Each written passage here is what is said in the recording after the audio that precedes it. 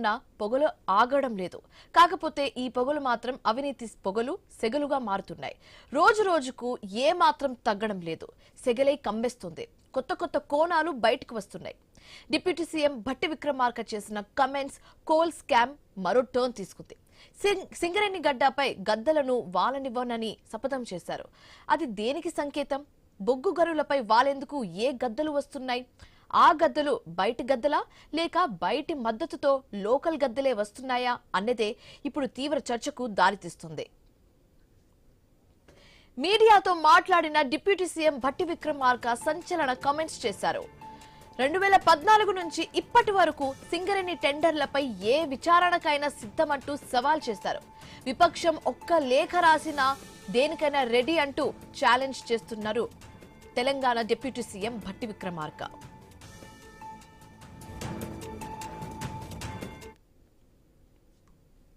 మీకు వీటి మీద ఎంక్వైరీ కావాలా? రైట్, మీరు వారికి వీరికి ఎందుకు రాస్తారు? నాకు రాయండి, నేను అందుబాటులో ఉన్నా కదా, నాకు రాయండి, మీకేం కావాలో. మీరు వారికి లేఖ రాసి తెలంగాణను ఎందుకు ఇబ్బంది పెడతారు? నాకు రాయండి. మొత్తం 2014 నుంచి ఇప్పటి వరకు జరిగినటువంటి కాంట్రాక్ట్స్, బిడ్స్, సింగరేణిలో జరిగిన ఈ అన్నిటిపైన ఇంక్లూడింగ్ తాడిచెర్ల ఓబీ కాంట్రాక్ట్తో సహా నాకేం అభ్యంతరం లేదు.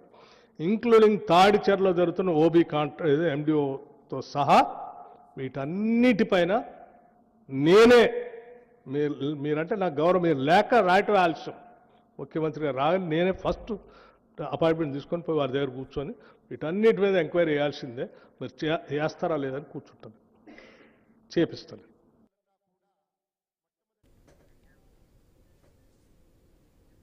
దుష్ప్రచారాలకు బ్రేక్ వేసేందుకే టెండర్ రద్దు చేశామంటున్నారు భట్టి.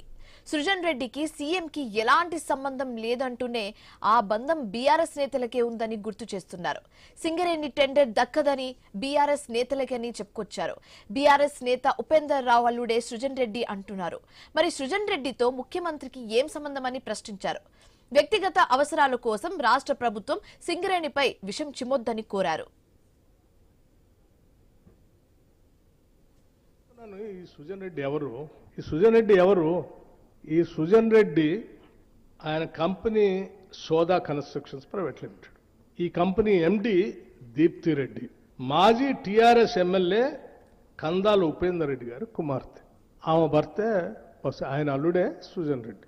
ఈ ఉపేందర్ రెడ్డి గారు నేను సిఎల్పి లీడర్గా ఉన్నప్పుడు నాతో పాటు కాంగ్రెస్ పార్టీలో 2018లో గెలిచి నాతో ఉండాల్సినటువంటి వ్యక్తిని మీరు ప్రలోభాలు చేర్చి మీ పార్టీలో చేర్చుకొని ఆ టెండర్ అని, ఈ టెండర్ అని, ఆ కాంట్రాక్ట్ అని ఆయన దేశపోయిన అల్లుడేనా? ఇప్పటికి కూడా ఉపేందర్ రెడ్డి గారు మీ దగ్గరే ఉన్నాడు. ముఖ్యమంత్రి రేవంత్ రెడ్డి గారికి ఏం సంబంధం అసలు? ఎట్లా అంటారు మీరు?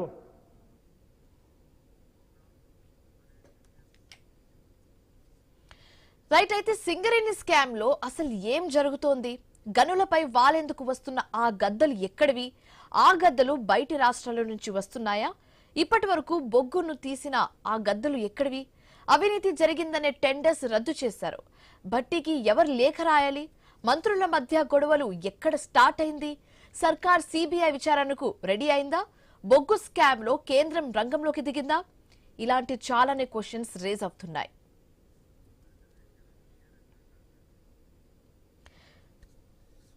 రైట్, ప్రస్తుతం ఇదే అంశానికి సంబంధించి మనతో చర్చించడానికి జాయిన్ అవుతున్నారు బీఆర్ఎస్ నాయకులు రామూర్తి గారు అండ్ అలాగే కాంగ్రెస్ నాయకులు మిట్ట నరసయ్య గౌడ్ గారు. నమస్తే అండి. నమస్తే మేడం. నమస్తే. సో రామూర్తి గారు, మీరు చెప్పండి. ఫస్ట్ మనం చూసాము ఇప్పుడు నిన్న డిప్యూటీ సీఎం భట్టి విక్రమార్క గారు చేసిన కమెంట్స్ ని మనం చూసాము.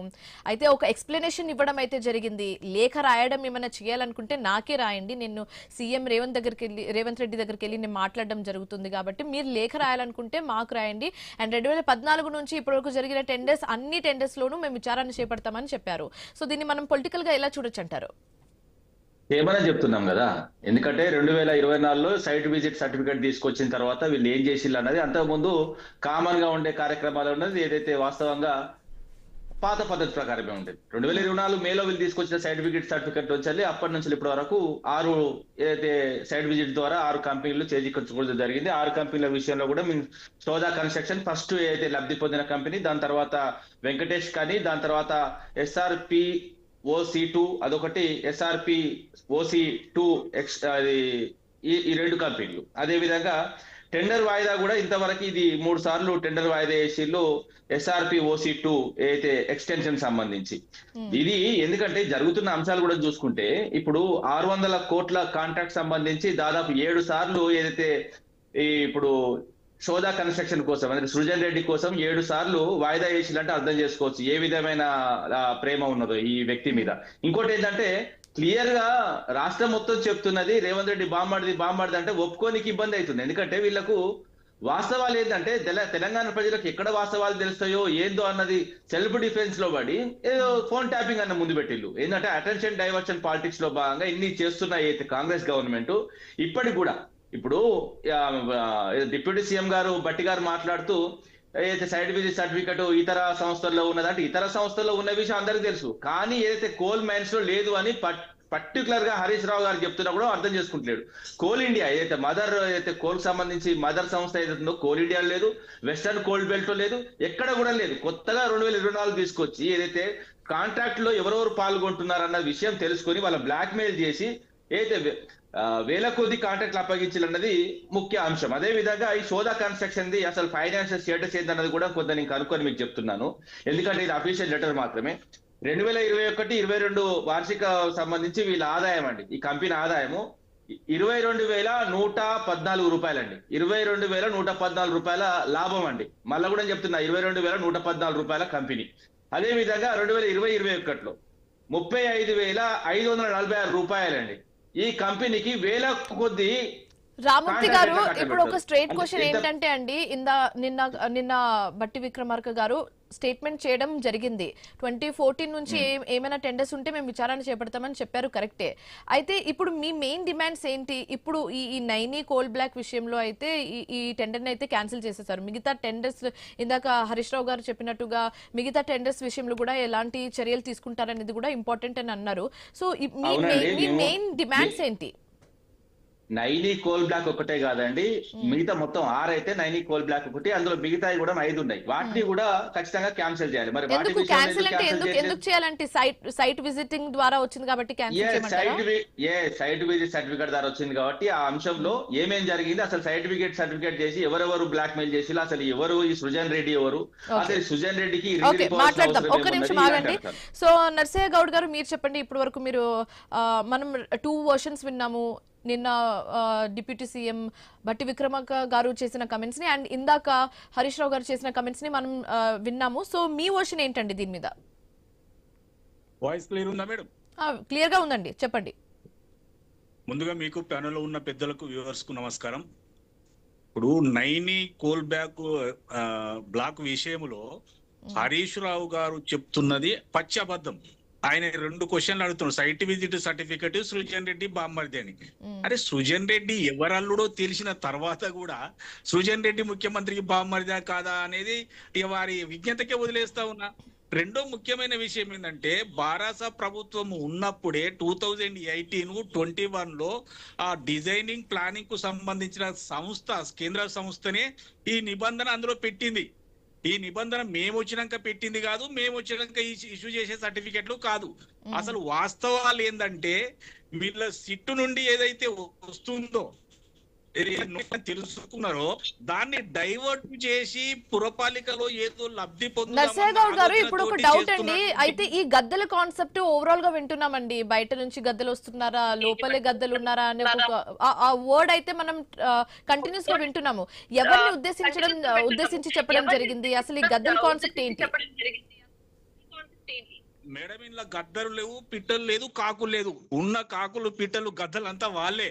ఎందుకంటే ఏదో ఒక అపోహ, అబద్ధాలు సృష్టించడంలో, అబద్ధాలు మాట్లాడడంలో కేసీఆర్ పార్టీలో ఉన్న హరీష్ రావు మిగతా వాళ్ళంతా బాగా నిష్ణాతులు.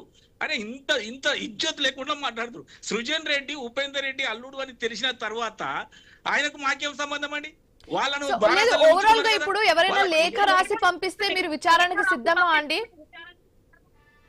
మేడం మేమంటున్నాం బట్టి విక్రమార్క గారు స్పష్టంగా చెప్పారు వారు మీరు అక్కడికి ఇక్కడికి రాయడం ఎందుకయ్యా నాకు లెటర్ పంపించు నేనే విచారణ చేపిస్తా అని చెప్తా ఉన్నారు. నా తలుపులు ఎప్పుడు తెరిచే ఉంటాయి, మీరు ఎప్పుడైనా రండి ఏ వివరణ. రామూర్తి గారు ఇప్పుడు మీరు చెప్పండి, మీరు విన్నారు కాబట్టి లేఖ చెప్పండి. నేనేమంటున్నా ఒక్క నిమిషం నర్సయ్య గౌడ్ గారు, ఒక్క నిమిషం అండి. రామూర్తి గారు మీరు మాట్లాడండి, చెప్పండి.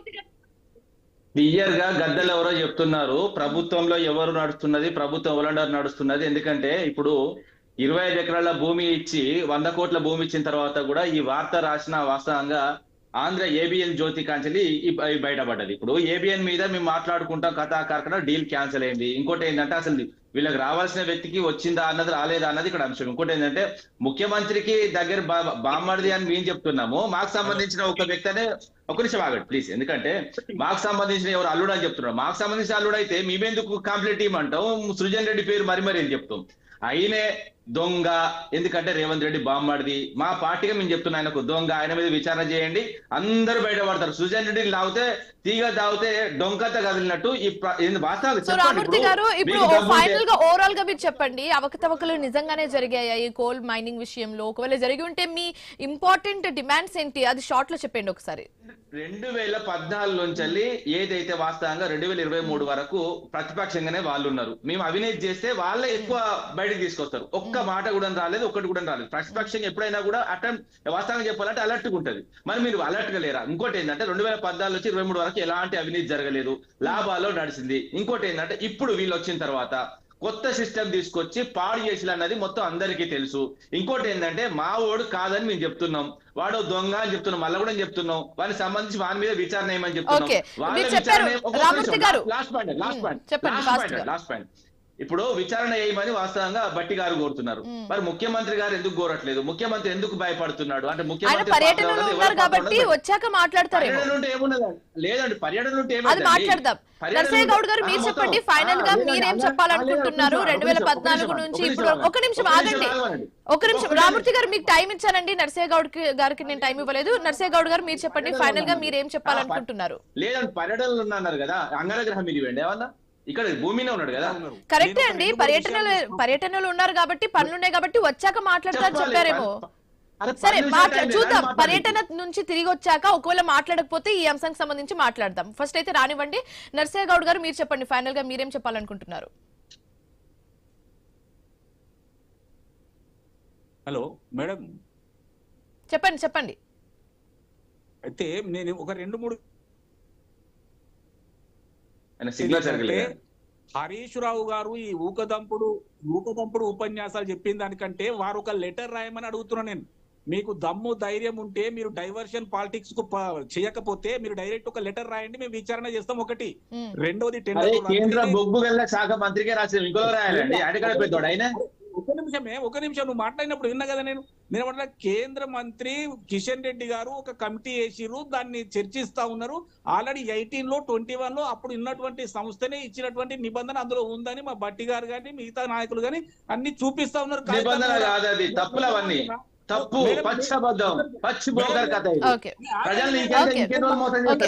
Thank you so much Ramurthy గారు, thank you so much Narsaiah Goud గారు డిస్కషన్ లో పాల్గొనేందుకు అండ్ మీ ఒపీనియన్స్ ని మాకు తెలియజేసినందుకు. Thanks for joining us.